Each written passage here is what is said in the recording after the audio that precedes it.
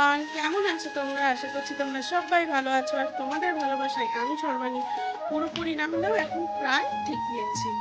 তো দেবু ঘোষ চলে গেল, আমি আমার কর্ম শুরু করে দিলাম। সকালবেলা থেকে আজকে ইচ্ছে ছিল তোমাদের সামনে আসে, কিন্তু বিশ্বাস করো পেরে উঠিনি। তো এখন বাজে হচ্ছে 9:45।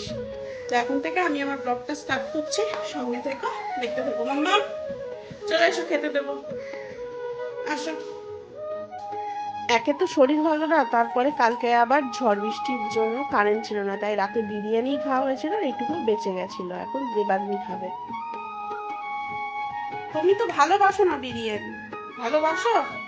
বাসো? তোমার ফেভারিট খাবার কি? কোনটা? বিরিয়ানি? তা তোমার মুখ ঠুক দিয়ে বেরিয়ে যাচ্ছে তো, ঠিক করে খাও। বিরিয়ানি তুমি একা একা খেতে পারো? হ্যাঁ?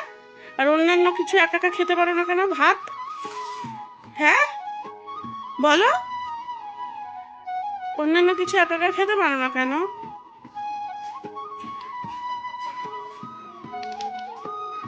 দেবাগ্নিরও খাওয়া কমপ্লিট, দেবাগ্নির মায়েরও খাওয়া কমপ্লিট। এবার হচ্ছে ওষুধ খাওয়া কম।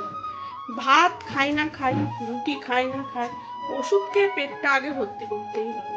আমার না হলে কোনো উপায় নেই।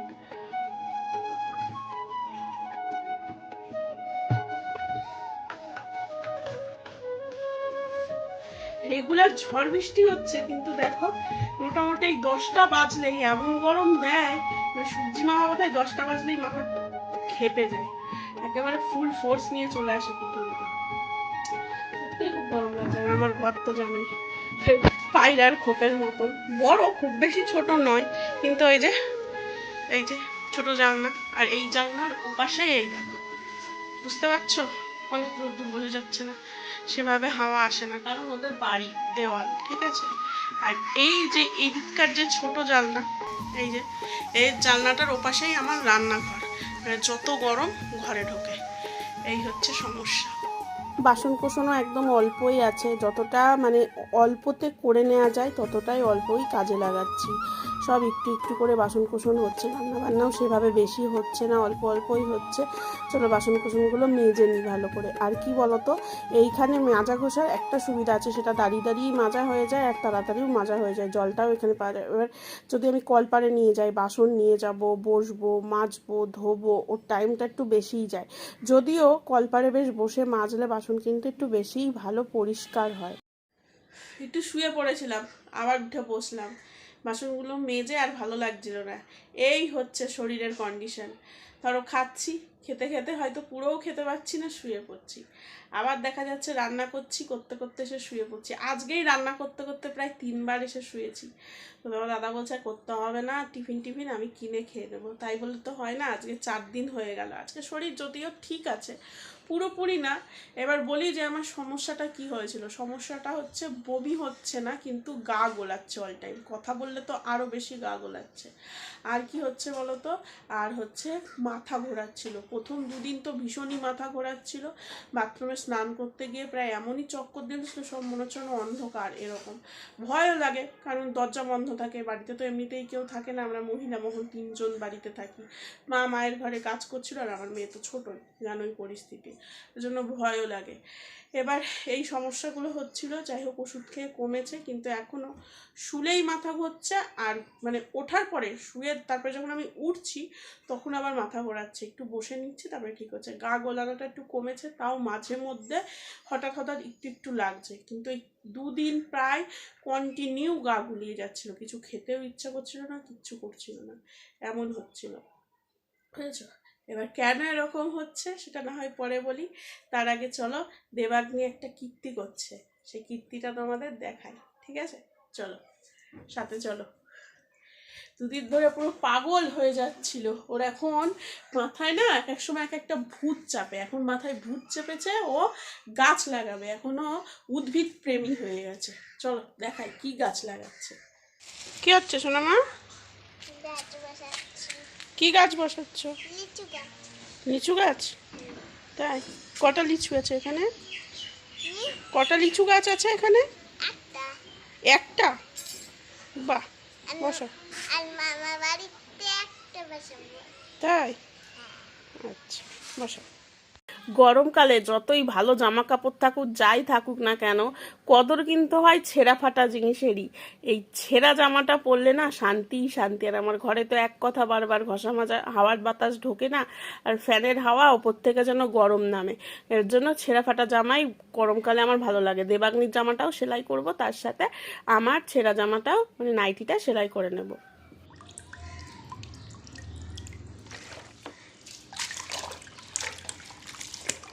মর্নিং শিফটের প্রায় সব কাজই কমপ্লিট। কাচাকুচি এবার বেশি রাখছি না, মানে এই কয়দিন পারছি না তো রাখবো কি, কাচ্ছিও না। আর এই যে দেবাগ্নি এখন একটা ডিউটি দেয়, মানে যেহেতু গরম বাইরে বেরোতে পারছে না, স্কুল চলছে না, স্কুলও বন্ধ, তাই একটা ডিউটি দেবাগ্নি সবসময় দিচ্ছে। মানে ওর কিছু না কিছু চাই, সেটা হচ্ছে এই যে টিভি, এটাও চাই।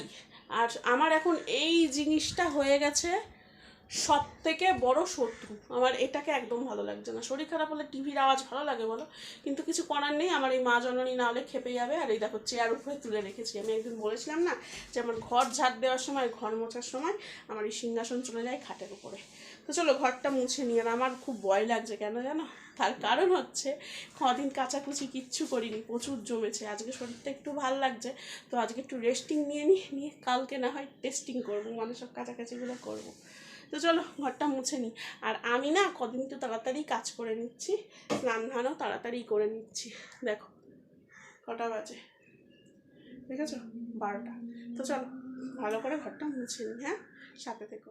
লাঠি দিয়ে ঘর মোছা, তাই কি মাথা নিচু করলেই না আমার মাথা ঘুরছে, জানো তো? এর জন্য না এই 2-3 দিন খাটের নিচে আমি লাঠি দিইনি। ওপর থেকে যেটুকু হচ্ছে সেটুকুই মুছে রেখে দিচ্ছি।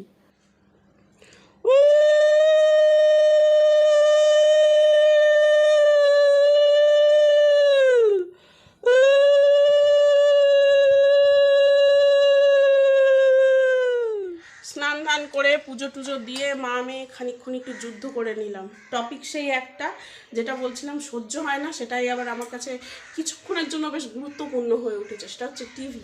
আমি দেখবো নিউজ আর মেয়ে দেখবে কার্টুন, ব্যাস। এই নিয়ে একটু মা মেয়ের খণ্ডযুদ্ধ হলো। খণ্ডযুদ্ধ করলে চলবে না, কাম করতে হবে। কারণ দুপুরবেলা আমার তো একটু খুচরো লেভেলের রান্না থাকে, আবার অফিস ঘরটা জয়েন করে সেরে নিই রান্নাটা ঝট করে। আর মেয়ে আজকে একটুখানি বিরিয়ানি ছিল, সেই একটুখানি বিরিয়ানি খেয়েছে, যে তাড়াতাড়ি খাইয়ে দিতে পারে। এখন বাজে 2:10। চলো 10 মিনিটের মতো দেখি ঝটাঝট ফটাফট কী রান্না হয়। হুড়হুড় দামাং করে রান্না শুরু করি, ঠিক আছে?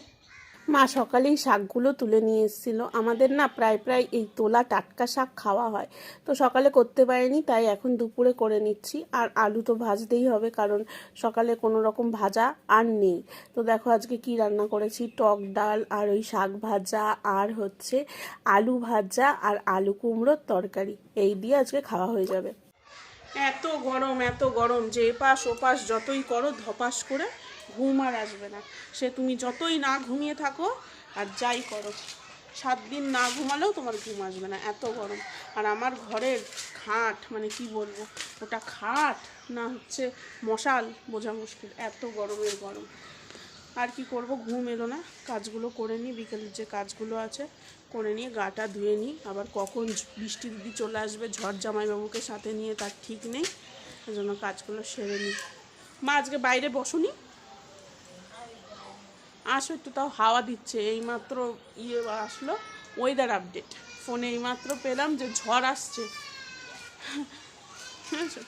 দেখা যাক হয় কি না। যেদিনকে আপডেট পাওয়া যায় সেদিনকে দেখবে হয় না, হওয়া দরকার। ঝড় না আসুক, একটু বৃষ্টি আসুক, তাহলেই হলো। কিন্তু আর একদিকে কী বলো তো, এই যে রোজ যে এই সন্ধ্যার মুখে ঝড় বৃষ্টির এই যে মানে নিত্য, এতে কি হচ্ছে বলো তো, এই সময় ব্যবসার টাইম না, মানে যাদের ধরো জামা কাপড়ের দোকান আছে বা যাই আছে, ছোটোখাটো ব্যবসায়ীদের খুব লস। এই সময় যদি দোকান খুলতেই না পারে, যদি ঝড় বৃষ্টি হয়, পরে কি আর লোক পাবে না। যদিও এখনও পুজোর দেরি আছে, পুজোর সামনে নয়, তবুও লসই হয় না। সব কিছুতেই সমস্যা আমাদের গরিবদের, বড় লোকদের কোনো ব্যাপার না। বড় লোকদের শীতকাল গরমকাল বলে কিছু হয় না। শীতকাল আসবে, রুম হিটার চালাবে, ঘর গরম হয়ে যাবে, বা ভালো দামি সোয়েটার পরবে। আর এই গরমকাল এলে এসি মাতার জয়গান গাইবে, সব ঠিক হয়ে যাবে। আর এই দেখো আমার ঘরের অবস্থা, সব সময় অন্ধকার, ভূত দেখছো কি পেট দেখছো বোঝা যায় না, এই একটা আলোতেও কাজ দেয় না, দুখানা জ্বালতে হয়। চলো গাটা ধুয়ে আসি, এসে তারপর জামা কাপড়গুলো গোছাবো। সন্ধ্যাবেলায় মেয়ে কি খাবে এটা একটা চিন্তা থাকে। তো দেবাগ্নি বললো মুড়ি ভাজা খাবো, তো এটা তাড়াতাড়ি হয়ে যায়। আর কালো কড়াইটা দেখে কেউ কিছু ভেবো না, এখন কালো কড়াইতেই রান্না করছি, কারণ ওটা আগে থেকেই পোড়া ছিল, তাই পোড়া তোলার কোনো ঝামেলা নেই। যতটা ওপর কাজ হয় সেটাই করছি। আর এই যে রাতে হয়েছে আজকে ডিম, আর বিশ্বাস করো জানো তো, সেদিনকে যে মাথাটা ঘুরে আমি পড়ে গেছিলাম না, তাও বাথরুমের মধ্যে বাইরে থেকে দরজা কেউ খুলতে পারবে না, কারণ ভেতরে আমি দরজা দিয়ে স্নান করছিলাম, চোখ মুখ পুরো অন্ধকার হয়ে এসেছিল। পরে না শুধুমাত্র মেয়েটার মুখটাই মনে পড়ছিল, যে আমার যদি কিছু হয় মেয়েটার কি হবে। যা আজকে আর বৃষ্টি দিদি আসেনি, ঝড় জামাইবাবু তো আসেইনি। গরমটা আজকে সেই লাগছে বলার মতো না, পুরো আলু সেদ্ধ হয়ে যাচ্ছি। তো ঝোলটা ফুটছে, তোমাদের সঙ্গে দুটো কথা বলে নিই, কারণ ঝোল ফুটে গেলেই দেবাগ্নিকে খাইয়ে নেব। 10টা প্রায় বাজতে যায়, ওকে 10টার মধ্যে খাইয়ে দেওয়ার চেষ্টা করি, কারণ জানোই তো দুপুরবেলা ঘুমায় না, সারাদিন টোটো কোম্পানি করে বেড়ায়। এর জন্য তাড়াতাড়ি খাইয়ে দিয়ে ঘুম পাড়িয়ে দিই। নাহলে কি হয় বলো তো, দেবু ঘোষ যখনই আসবে, মেয়ে বাবা ব্যাস ওই যে শুরু করবে খেলা। দেবাগ্নি সহজে আর ঘুমোতে চায় না, 1টা 1:30 এরকম হয়ে যায়। এই অভ্যাসটা ওর প্রায় 1-1.5 বছর ধরে টানা চলছিল। 1টা 1:30টার সময় শুচ্ছিল। বাচ্চা মানুষ ওরকম ঘুমোলে হয়, এদিকে আবার দুপুরবেলা ঘুমোয় না।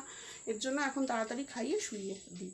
তো সে যাক, এসে গেল এক কথা। এবার তোমাদেরকে বলি, তোমরা তো আমার ফ্যামিলি, তোমাদের বলা উচিত যে আমার কি হয়েছিল। শুনেছো যে কি হয়েছিল, বমি হচ্ছিল, মাথা ঘুরছিল, কিন্তু কেন হচ্ছিল সেটা এবার বলি।